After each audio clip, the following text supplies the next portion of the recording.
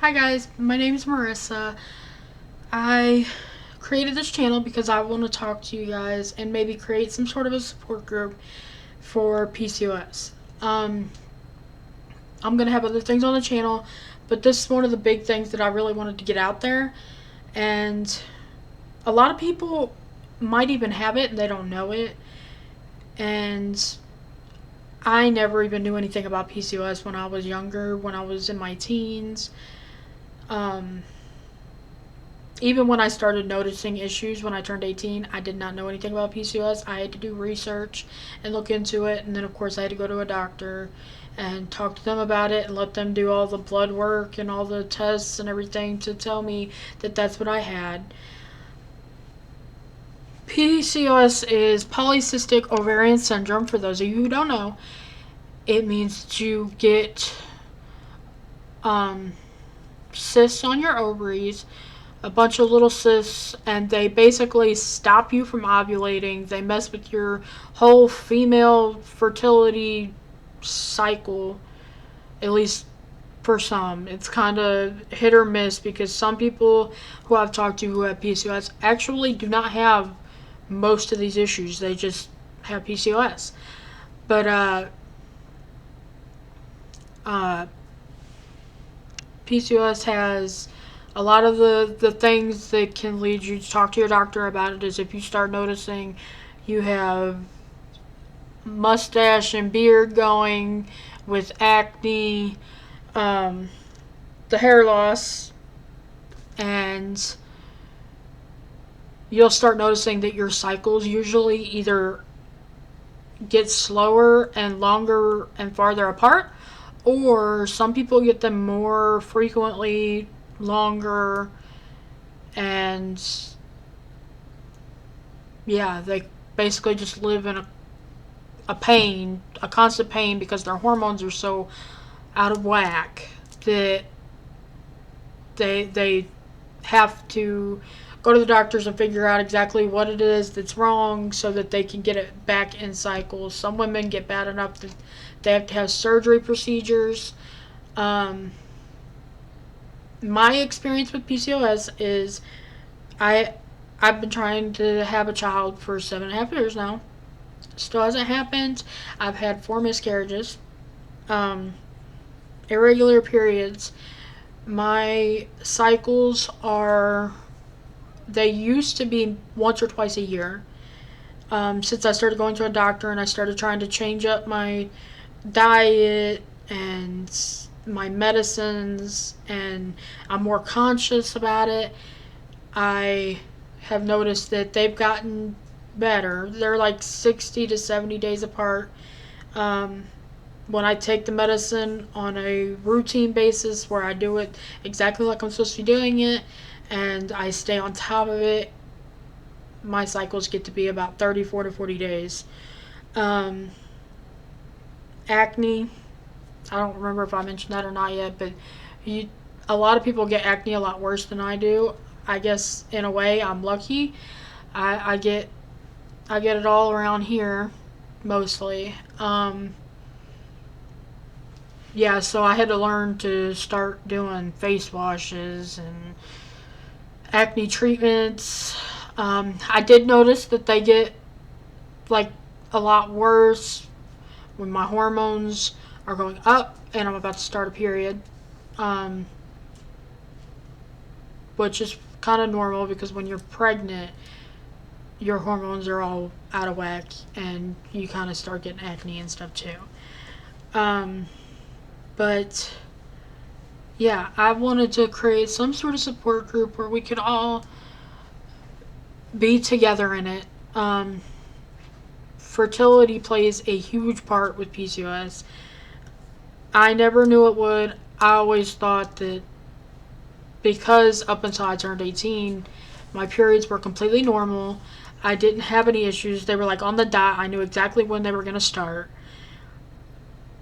So I never thought anything of it. I figured I could get pregnant, no issues. Shouldn't be anyway. And then I turned 18 and it was kind of weird. It was like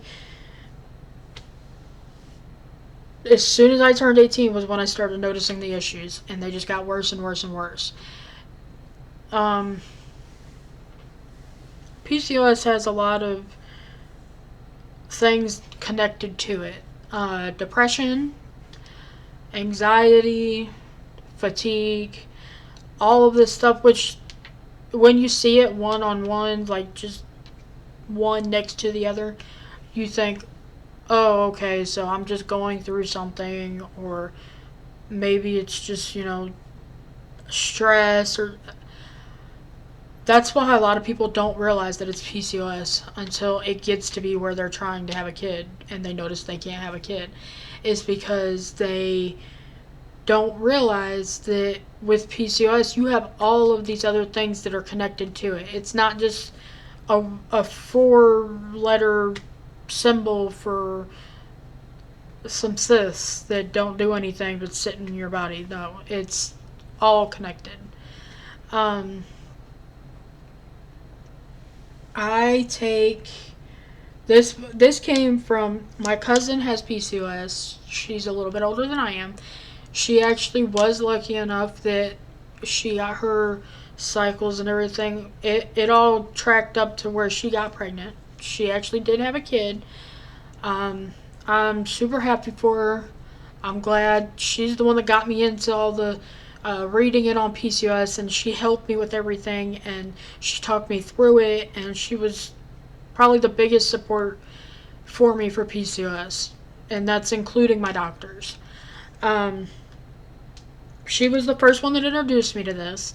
I went to an OBGYN for a little bit, who then referred me to go to a reproductive endocrinologist because they are more specialized and they know more about PCOS. So even my reproductive endocrinologist suggested myonostal. Now, my cousin was the one that told me to try this one here because this is what she was taking when she ended up getting pregnant.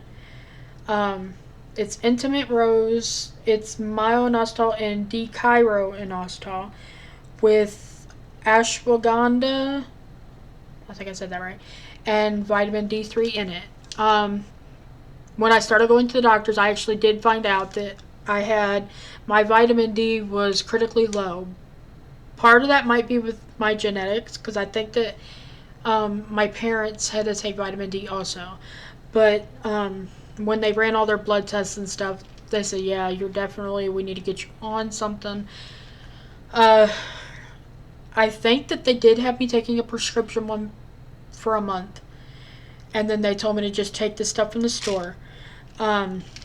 So I buy the twin packs of the vitamin D, and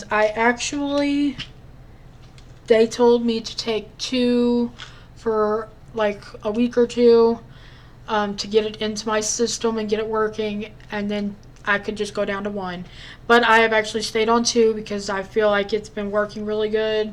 It's supposed to help you with some of that fatigue and I don't know, just your immune system. So, yeah, I got on that. Anytime you are in the childbearing phase of your life, so I think it's between 20 and 40, maybe, the OBGYN and them said if you are trying to conceive or if there's a possibility of you getting pregnant, they suggest you be on prenatals. I used to take the pill ones, but I switch it up every now and then. So I got these. Yes, they're gummies. I eat 2 of them a day, and it's got that DHA and folic acid, which is really good for the first trimester and helping you make sure that the baby's developing right and all that. So even before you know you're pregnant, it'll be helping to make sure that everything's okay. With PCOS, a lot of people you have to go. Some people are lucky, they get pregnant with no issues. Some people get pregnant without trying, they don't even know they're pregnant. Some people have tried, didn't get pregnant, take all the medicines so that they're doing right, and they don't even realize until they're 5 or 6 months pregnant that they're pregnant, just because with PCOS you expect to not ovulate or get pregnant anyway. So unless you're going to a doctor on a regular basis, you wouldn't know. I know some people judge people for, like, how could you not know that you're pregnant for 5 months? I used to be one of those people until I realized that I had PCOS, and I realized sometimes you really just don't know. Especially when you have fertility issues and all that, you don't expect to be able to get pregnant, so you don't even know when you did get pregnant. So by the time you go to the doctor and you visit them and they're like, hey, did you know you're this far along?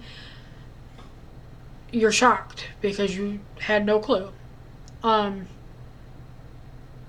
But it's a blessing. It's a blessing in disguise. But there are,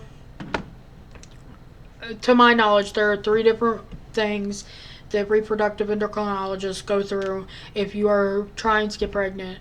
I've only been through, well, there's actually more than that.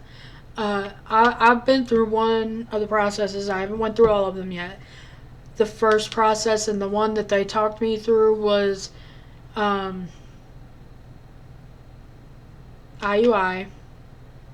or before you go to those steps, they'll ask you if you want to try doing timed sex. So, like, they'll do blood work and they'll tell you, okay, you need to have sex on this day.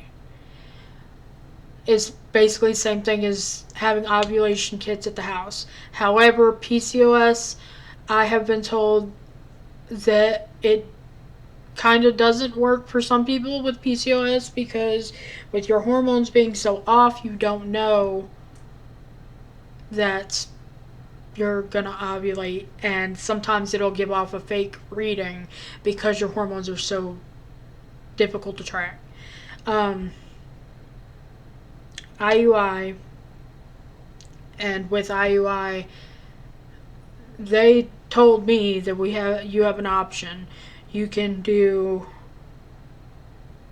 oh no, that was the time sex one. Okay, so with IUI, it's they keep doing the blood work and stuff to check your levels, keep an eye on them. They tell you, like, they do ultrasounds to keep an eye on once you are ovulating, which sometimes they give you the medicine to ovulate, and then they tell you, okay, so you've got this many eggs that look like they're maturing. They tell you, like, how big they are and all that, your chances, and then you'll keep coming in. Once they see that, they say, okay, so you're going to come in on this day after you take the medicine, which, for me, they had said they'll give you the medicine that's going to make sure that your egg matures in time and like it's supposed to. And then your husband goes in, boyfriend, significant other, whatever, goes in, does his thing. You get the semen sample, they wash it, they make sure that they pick out all the good sperm that are ready to go, and they put them directly into your uterus. Then about 2 weeks later, you come in, hopefully start having some sort of symptoms or something, and they'll check, they'll see, your levels, they'll keep an eye out, and then they will call you if it did or didn't work, and they'll be like, okay, so we're going to go to either cycle number 2, or now we're going to keep an eye on the baby, we're going to put you on these medicines, and we'll go from there. The step above that, if IUI does not work, is IVF. IVF is more complicated. I have not gotten into it. I hope I never have to. My reproductive endocrinologist told me she's 98% sure with IUI I could have a healthy pregnancy as long as I am light duty through the first trimester, taking the supplements, the medicines that they give me to make sure that all of my levels stay where they're supposed to, and go from there. So, yeah. So, this is my first video ever. Please like, comment, subscribe, and I am going to be making a support group on Facebook because I would really love for all of us to get to stand together and speak out. And I feel like PCOS needs to be more talked about because I feel like not enough young women understand or know. And women of all ages, I feel like they should all have some sort of knowledge of it so that they know what to look for with their family members, or so that they know what to expect when they get to the point to where they want to have a child, or even if they just want to know more about what they're going through and that other people are there. So yeah,